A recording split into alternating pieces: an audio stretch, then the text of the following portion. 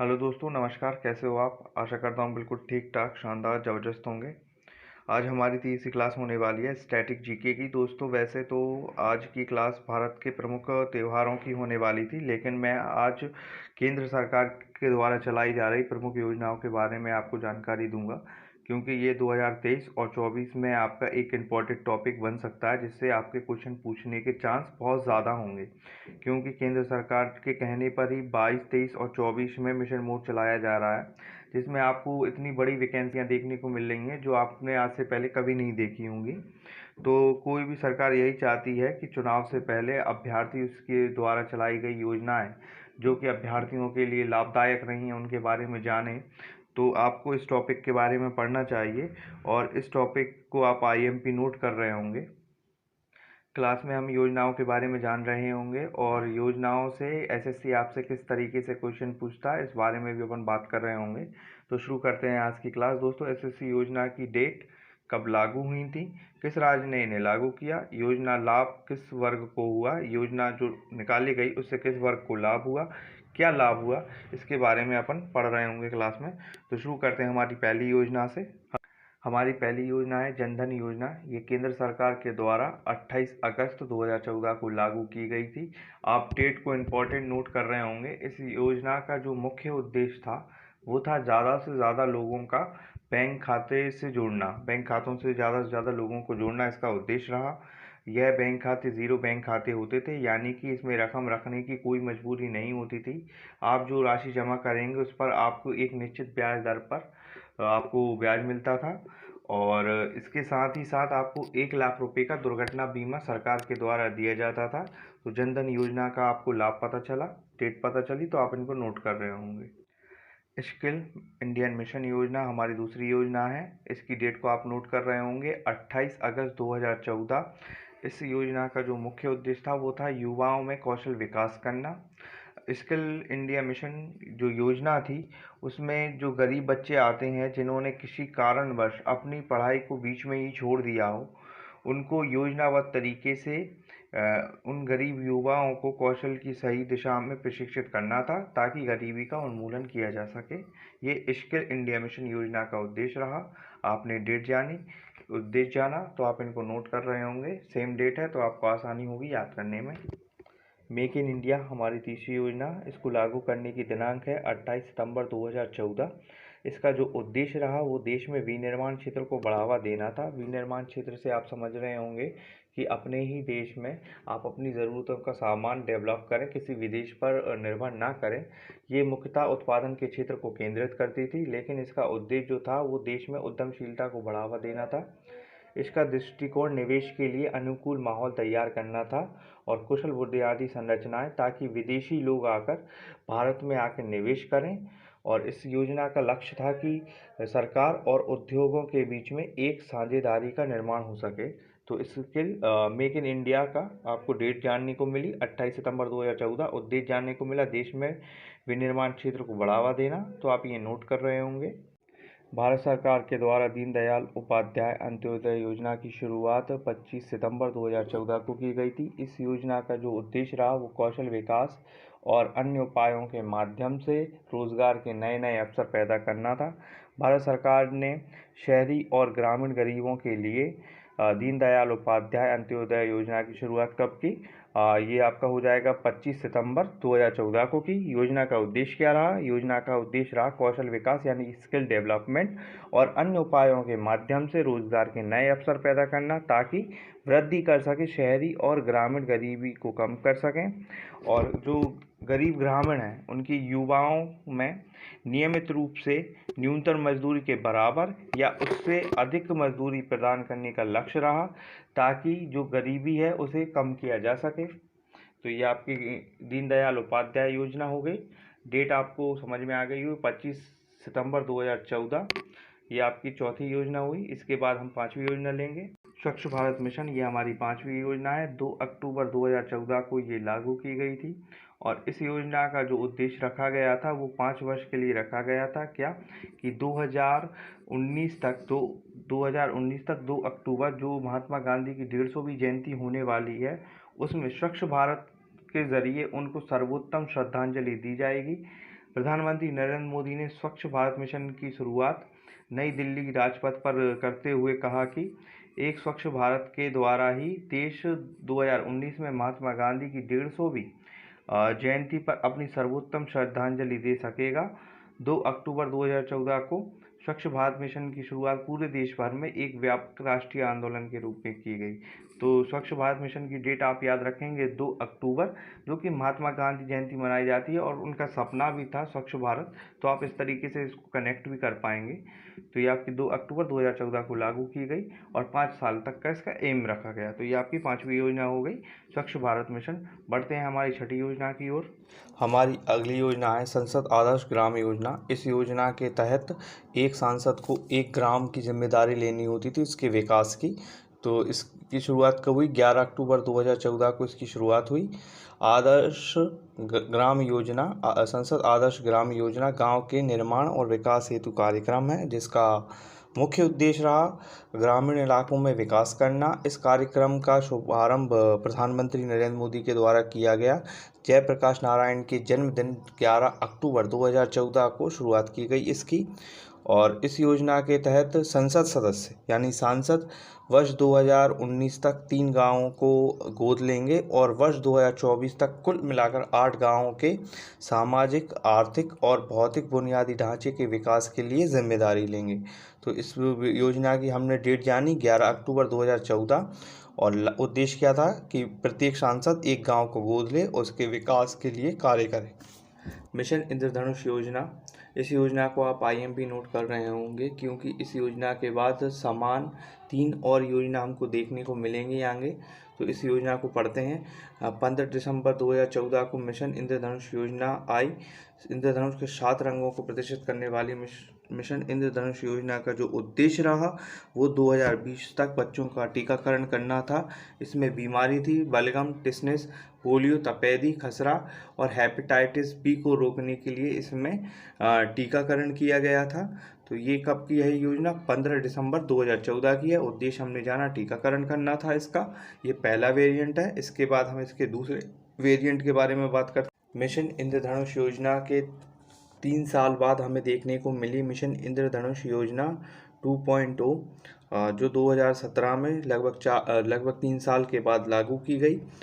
इसका उद्देश्य 2 साल से कम उम्र के बच्चों का 90% को टीकाकरण कवर करना था।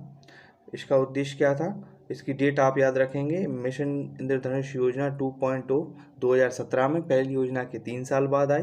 उद्देश्य क्या रहा इसका? 2 साल से कम उम्र के 90% बच्चों का टीकाकरण कवर किया जाए। ये दूसरी योजना का रहा। अब इसके बाद हम देखेंगे मिशन इंद्रधनुष योजना 3.0। ये कब आई? 2020-21 में आई। इसका उद्देश्य क्या रहा? राष्ट्रीय टीकाकरण कार्यक्रम के कवरेज का विस्तार करके केंद्र सरकार ने फरवरी 2020 में लगभग 3 साल बाद, पहली योजना के 6 साल बाद, दूसरी योजना के 3 साल बाद, और इसका समय क्या रहा? 2020-21 राष्ट्रीय टीकाकरण कार्यक्रम के कवरेज का विस्तार करके केंद्र सरकार ने फरवरी 2020 में गहन मिशन इंद्रधनुष 3.0 लॉन्च किया। इस मिशन का मुख्य उद्देश्य असंगठित आबादी तक उनके टीकाकरण के लिए पहुंचना और साथ ही सार्वभौमिक टीकाकरण कार्यक्रम के तहत उपलब्ध टीकाकरण इनका करवाना। ये पहली योजना, दूसरी योजना और हमने तीसरी योजना जानी। ये इंद्रधनुष योजना है। आप इनको IMP कर रहे होंगे और इनको याद कर रहे होंगे। एक याद करेंगे आपको लगभग चारों समझ में आ जाएंगी। अब हम बढ़ते हैं हमारी जो चौथा इसका वेरिएंट आया इंद्रधनुष योजना 4.0 2022, जिसके तहत सालाना 3 करोड़ से अधिक गर्भवती महिलाओं को और 2.60 यानी 2,60,00,000 बच्चों को सार्वभौमिक टीकाकरण कार्यक्रम के माध्यम से कवर करना था। तो चारों योजनाएं टीकाकरण से संबंधित हैं, तो आपको समझने में आसानी होगी। पहली योजना की आप डेट याद कर लेंगे 15 दिसंबर 2014, दूसरी 3 साल बाद आई और तीसरी 3 साल बाद आई। फिर जो चौथी थी वो 2 साल का अंतर उसमें रहा। तो चारों योजनाएं आपको आसानी से याद हो जाएंगी। हमारी अगली योजना हो जाएगी श्रमेव जयते योजना। 16 अक्टूबर 2014 को ये योजना लागू की गई थी। इस योजना का उद्देश्य रहा श्रमिक विकास को समर्पित ये योजना है। जो लोग श्रमिक हैं उनके विकास के लिए ये योजना निकाली गई थी। इस योजना का आप नाम और दिनांक याद करेंगे कब लागू की गई थी? 16 अक्टूबर 2014 को ये लागू की गई थी। इसके बाद हमारी अगली योजना है हृदय योजना। हृदय योजना 21 जनवरी 2015 को लागू की गई थी। इसका उद्देश्य था विश्व विरासत स्थलों को देखभाल करना और इन शहरों का आर्थिक विकास करना। जिन देशों में विश्व विरासत हैं, जिन हमारे शहरों में विश्व विरासत स्मारक हैं, उनकी देखभाल करना इस योजना का उद्देश्य रहा। राष्ट्रीय विरासत शहर विकास और वृद्धि योजना भारत सरकार की एक केंद्रीय क्षेत्र की योजना है। 21 जनवरी 2015 को इसको लागू किया गया था। शहरी नियोजन, आर्थिक विकास और विरासत संरक्षण को एक समावेशी तरीके से एक साथ लाना इसका उद्देश्य रहा। यह हमारी योजना हो गई हृदय योजना। इसके बाद हमारी अगली योजना देखते हैं हम। हमारी अगली योजना हो जाएगी बेटी बचाओ बेटी पढ़ाओ और इसके बाद सुकन्या समृद्धि योजना। इन दोनों योजनाओं को आप IMP नोट करेंगे। ये इनके समय की काफ़ी वृहद योजना थी जो काफ़ी लाभकारी हैं। बेटी बचाओ बेटी पढ़ाओ योजना 22 जनवरी 2015 को लागू की गई थी। इस योजना का लक्ष्य था लड़कियों को पढ़ाई के ज़रिए सामाजिक और वित्तीय तौर पर आत्मनिर्भर बनाना। और इसी के बाद सुकन्या समृद्धि योजना 22 जनवरी 2015 को लागू की गई। दोनों की डेट समान है, एक ही दिन लागू की गई थी। बालिकाओं के प्रति परिवार के दृष्टिकोण में परिवर्तन लाने के लिए, उनके नाम से बचत को प्रोत्साहन करने के लिए, ताकि वह समय आने पर अपनी बचत से उनके विवाह या पढ़ाई में उसको खर्च कर सकें, इसके लिए ये दोनों योजनाएं आपको चलाई गई। आप इन दोनों को ही IMP नोट कर रहे होंगे। कौन सी?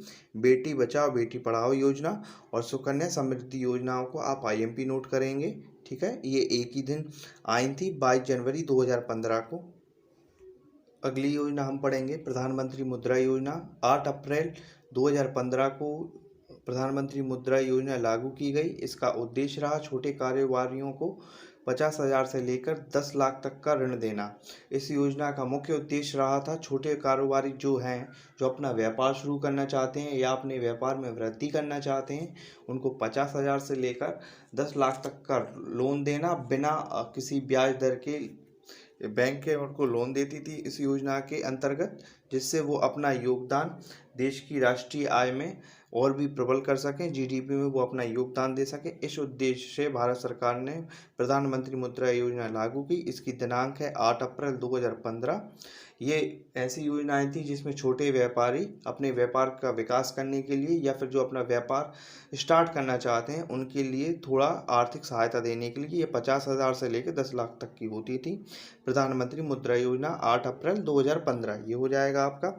उसके बाद आपकी हमारी अगली योजना है उजाला योजना। 1 मई 2015 को केंद्र सरकार के द्वारा ये योजना लागू की गई थी। इस योजना का जो मुख्य उद्देश्य रहा वो था बिजली की खपत को कम करना। किस तरीके से कम करना? LED बल्बों की मदद से कम किया जा सकता है। आपने देखा होगा आपके घर में एक पीला बल्ब हुआ करता था जो 100 वाट की बिजली की खपत करता था, लेकिन उसकी अपेक्षा LED बल्ब बहुत ही मामूली सी बिजली की खपत करता है। इस योजना के अंतर्गत कम मूल्य पर सरकार ने LED बल्बों का वितरण किया गया था और कई इलाकों में, कई शहरों में पुराने बल्ब लेकर नए LED बल्ब दिए जा रहे थे। उजाला योजना का उद्देश्य था बिजली की खपत कम की जा सके। हमारी अगली योजना की ओर बढ़ते हैं, देखते हैं हमारी अगली योजना क्या है। अटल पेंशन योजना। अटल पेंशन योजना 9 मई 2015 को लागू की गई थी। इसका लाभ किसको मिला? इसका लाभ 18 वर्ष से लेकर 40 वर्ष के असंगठित क्षेत्र से आशय है ऐसे लोग जिनको दैनिक मजदूरी मिलती है, जिनकी कोई पक्की नौकरी नहीं होती है, जैसे सब्जी वाला, फेरी वाला, ये असंगठित क्षेत्र के अंतर्गत आते हैं। इन लोगों के लिए मासिक पेंशन की सुविधा चालू की गई अटल पेंशन योजना के ज़रिए। तो आप इसकी डेट को याद कर रहे होंगे और इसको IMP नोट कर रहे होंगे। अटल पेंशन योजना 9 मई 2015 को लागू की गई। हमारी 16वीं योजना हो जाएगी प्रधानमंत्री जीवन ज्योति बीमा योजना। इसका नाम आपने काफ़ी सुना हुआ होगा। प्रधानमंत्री जीवन ज्योति बीमा योजना 9 मई 2015 को अटल पेंशन योजना के साथ ही लागू की गई थी, 9 मई 2015 को। इसका लाभ किसको मिला? 18 साल से लेकर 50 वर्ष के लोगों के लिए 2 लाख का जीवन बीमा था। और इससे एक क्वेश्चन बना भी है कि कि इसकी प्रीमियम कितनी जाती है सालाना। तो इसकी सालाना प्रीमियम जो जाती है वो 330 रुपये सालाना प्रीमियम इसकी जाती है। इसका लाभ किसको मिला? 18 साल से लेकर 50 वर्ष के जो लोग हैं उनको 2 लाख का जीवन बीमा मिला।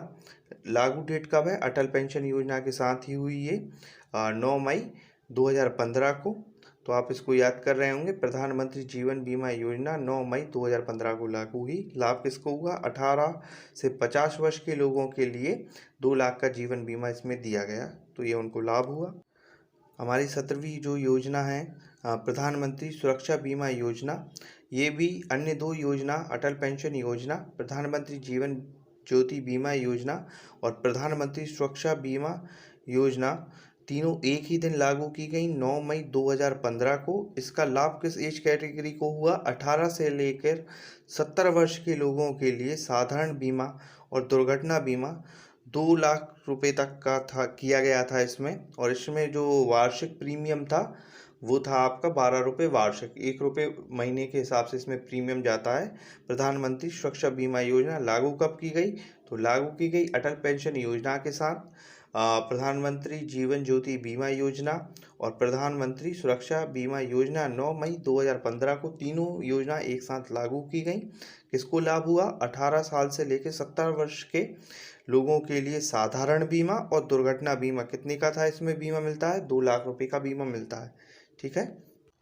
प्रधानमंत्री आवास योजना शहरी, 2 योजनाएं, एक शहरी है एक ग्रामीण है। हम शहरी के बारे में जानते हैं अभी। प्रधानमंत्री आवास योजना 25 जून 2015 को, इसको आप IMP कर रहे होंगे क्योंकि इससे काफ़ी ज़्यादा लोगों को लाभ प्राप्त हुआ है। इसमें 2.5 लाख से लेकर 3,50,000 तक का अमाउंट दिया जाता था लोगों को घर बनाने के लिए। तो प्रधानमंत्री आवास योजना की जो शहरी है उसकी शुरुआत कब हुई? 25 जून 2015 को हुई।